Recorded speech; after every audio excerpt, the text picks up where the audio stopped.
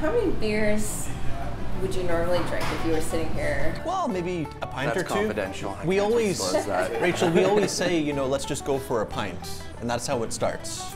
Right. But Sure is. it always could lead to, you know, 2 or 3, right? It depends on the evening, I suppose. If I have enough fish and chips, though, I could go pretty far.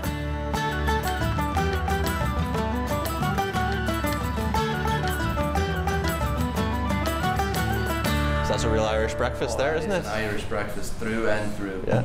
Here we have the full Irish breakfast, 2 eggs cooked to your liking, bacon, ham, mushroom, sauteed potatoes. And no table for Ireland would be complete without some French fries. Right. Your chips. Chips, indeed. Known for our drink and for our good food. People forget the good food coming from Ireland. Family dinners were always like minimum 20, 25 people. And you had everything, like the meat pies and the mincemeat pies and all the stews and the hams, and it was a thing that brought everybody together.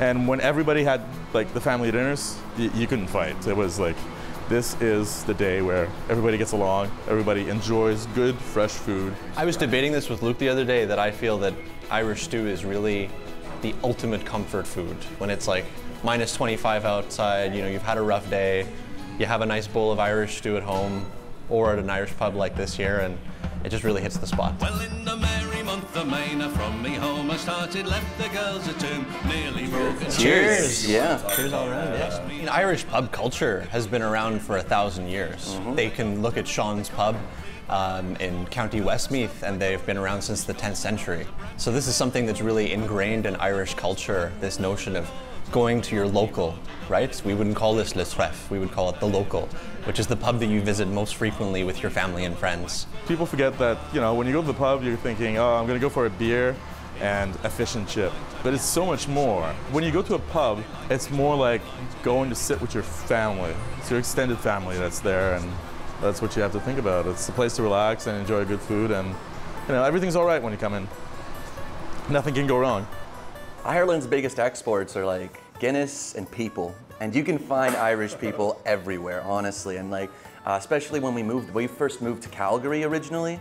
So we were out west for a while. We really like embedded ourselves out there. But once we realized how prevalent Irish people were in Montreal, that's whenever we decided to move here and, you know, get ourselves situated again. But I would say our biggest connection to Ireland has to be through food. Definitely. Any event throughout the year, whether it's Easter, it's Christmas, we have these traditional dishes with us, and it just reminds us of home.